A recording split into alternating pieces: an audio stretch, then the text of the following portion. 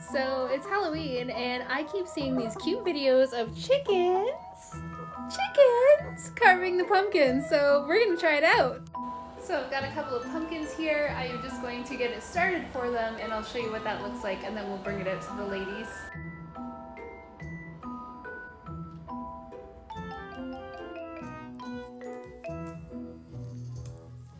Alright, let's see what these ladies can do with these jack-o'-lanterns.